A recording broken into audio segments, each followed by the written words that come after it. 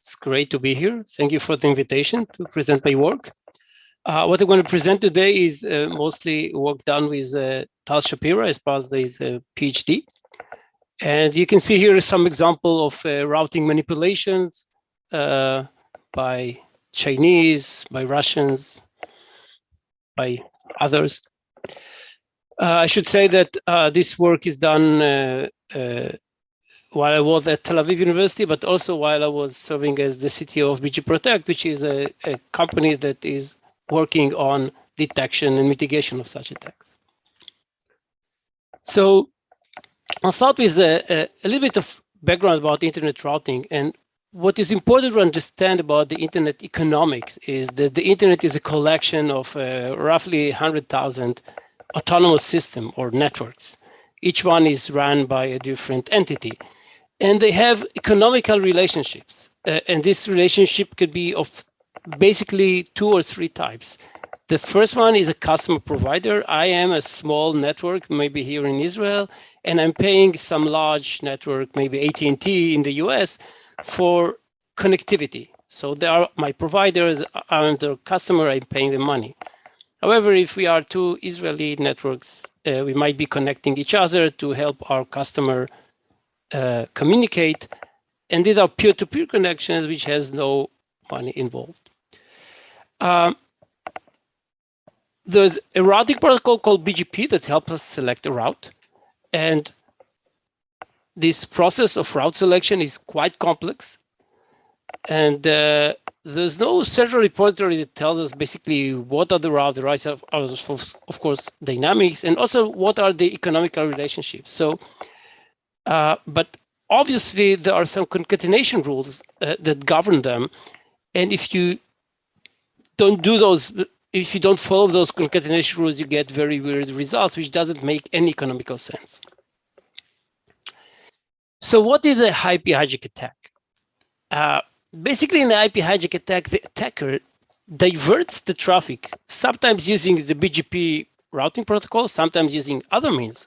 But the interesting thing is that it managed to divert the traffic between me and my communication party to its own network. And then it can do 2 things. It can terminate the connection. Basically, for example, it can impersonate to my colleague, to the website I want to go to, or it can direct the traffic towards the destination and form a man-in-the-middle attack. And this opens the door to many, many attacks. In particular, you can do long-term espionage, you can insert Trojans, you can do all sorts of things with downgrade attacks. And this is why this thing is so dangerous. The other thing that makes this thing so dangerous is because traffic continues to flow and there is no seemingly attack on the network which is attacked. Nobody pays attention that this is going on, and it can be lasting for weeks and months. So we would like to detect such things happening. The problem is that it's very hard because routing is dynamic. It keeps changing. You know, if you see it change the route, doesn't mean this is something wrong. It's dynamic. This is all what the internet is all about, you know, making changes if there are problems in some locations. And the other thing about it, it is not really shortest route. So if you see weird routes that going around the globe, it doesn't mean that this is a malicious act. It just may be just bad engineering or bad selection of BG Protect, of the BGP protocol. So what I'm going to talk about today, well, we're going to present BGP to VEC. And the main observation behind is that internet routing shares many commonalities with natural languages. If you look at the routes in the internet, and you look at the ASs, these are the networks along the route, they behave in a way like words in a sentence. So if this is the case, we can use natural language processing technique to better understand routing and to better understand the role of each AS in the language, in the route. So in many ways, a hijack attack will create something which is like a broken English sentence, because a network will be inserted in the middle of a route where it shouldn't belong. So if something like this would happen in English, it will be quite easy for us or for an NLP software to detect. So we want to do the same thing here. In a way, the internet is whispering us through routing a story. All we need to do is listen, pay attention, and detect problems. What about paragraphs in NLP? Well, we'll talk about it in a few minutes. So if internet routing is like NLP, we can use techniques from NLP. And one very famous technique is word-to-vec. And Nikolaev, almost 10 years ago, showed that if you embed words from using sentences with word-to-vec, you can get similar words clustered together, but also the relations between words has some meaning. So you see here the famous example from his paper where the relation between king and queen is just like the relation between man and woman, because if you take the kinghood or the monarchy out of the term king and queen, you're left with a man and a woman. So we tried it the same. We use internet routes as the same way as sentences, and we embed the ASNs in some latent space. And indeed, we find out that similar relations have the same behavior. What you see here in this graph, there are relations which we call sibling relations. These are two ASNs, two networks that belong to the same operator. For example, on the upper right, you can see two ASNs that belong to Verizon, the famous American operator, or here two that belongs to Telefonica. And you see that the relationships, those vectors, are quite similar. So it looks very nice, and we wanted to really see, how good this embedding is. So we pick up a few examples. I'm going to show you only three, and try to see if the neighbors of a network really have some similarity with this network. So we took level 3, which is a tier 1 provider, one of the top providers in the world, and we looked who are its 5 closest neighbors. And what we see the closest neighbor is another network that belongs to level 3. So this is a good match. And then we see Telia, another tier 1 provider, Verizon, KPN. So all the top 4 provider neighbors are very similar to level 3. The last one is not so similar. We don't know why it's there. Maybe there's a lack of information. The next example is our own network, the network of Mahba, the Israeli academic network. We look who are its 5 closest neighbors. They are all research and academic organizations from Europe and the neighborhood of Europe, Middle East, maybe Kazakhstan, places like this. And I'm going to show you some more example about this. And also the similarity between the constant similarity is very, very strong. And this is because basically all the academic networks in Europe are using very similar routing. So they have the same position in our sentences. And also if you look at Google network, we see that it's out of its the closest neighbor is another network by Google, then a network by Facebook, which is a company with the same functionality as Google, and then another Google network.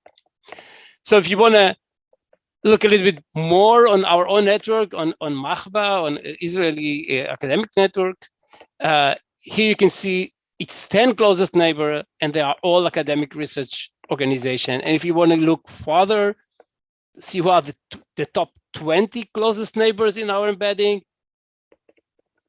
we still see that all of them are academic institutions or academic networks.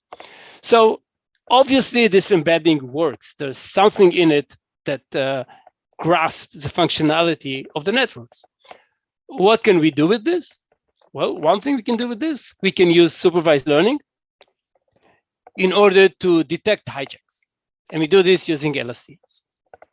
And how good is our hijack detection? Quite well. I'll show you in a minute. The other thing we can do, we can classify the relationship between the networks. The economical relationship I talked to you about before, because they are important for many studies in the internet, including for detection of hijacking with other techniques that are not using deep learning. So we tested our hijack detection and we got almost 100% accuracy. It's 99.99. Actually, when we did the comparison, we got 99.98, but there were so few of them, there were only maybe 200 of them that we misclassified. We could manually check them all. And what we found out that about actually over 50% of our misclassification were actually errors in our labeling, in the label data. So this is how we got to 99.99. We also looked at previously reported IP hijack attack, 48 of them, between 2008 and 2018. And we managed to classify all the ones that were close enough in time, 2 years from us, and 2/3 of the entire pack. Of course, when we talk about things that happened more than 10 years ago, the internet economics have changed, so our model would not grasp them that easily. We compared our nearest neighbor approach with other approaches that were discussed in the literature, and as you can see, we are way above all of them, way above all of them. The closest one is actually an earlier paper of mine without deep learning that got 89% accuracy. How good is the nearest neighbor? So here you see a histogram of its performance. You can see that out of 5 neighbors, in majority of the case, all the 5 had the same label. And there are very few, this is logarithmic scale, there are very few ASs where we miss. I don't have time to talk about this, but I just want to say a few words about AP2VEC. So this was, our result was very interesting and nice, but it needed labeled data, and it's not always the case that you have such labeled data. So our next contribution is a non-supervised hijack detection. And here we're going back to the notion of paragraph. So the idea here that we can classify all the routes that belongs to the same destination as if they are one paragraph. And we use techniques that were suggested for a document embedding, doc2vec. And this allows us to present an unsupervised approach for detection of IP hijack attacks. So this can be done by anybody because getting labeled data to train a network is very hard. So I don't have time to get into details here. I just want to say that we have a bunch of papers. One of them is still in the pipe, but it was basically almost accepted, minor revisions, where we describe our work. I should also say that we are dealing also with flow classification, which is another important aspect of problem in networking that was not solved, and we have a bunch of papers on this aspect as well. And I'm open for questions. Thank you, Professor Yuval Shavitt. I have 2 questions here. One of them is about the growing deployment of RPKI, the Resource Public Key Infrastructure. Will it make the deflection attacks rare or even disappear from your point of view? Not really. RPKI takes care of the first hop of the route. So it will prevent the simplest hijack attacks, but it will not prevent the rest of them where you embed yourself in the middle of the route. So RPKI is very good. It will solve some problems, but it's not going to take hijack attacks away. Who are the dominant preparators of such attacks? So of course, the main strong cyber players all do hijack attacks, but I'm really concerned about who is attacking us. Us is the democratic world, and these are mainly China and Russia. But of course, everybody is trying, including the Iranian and small countries sometimes too.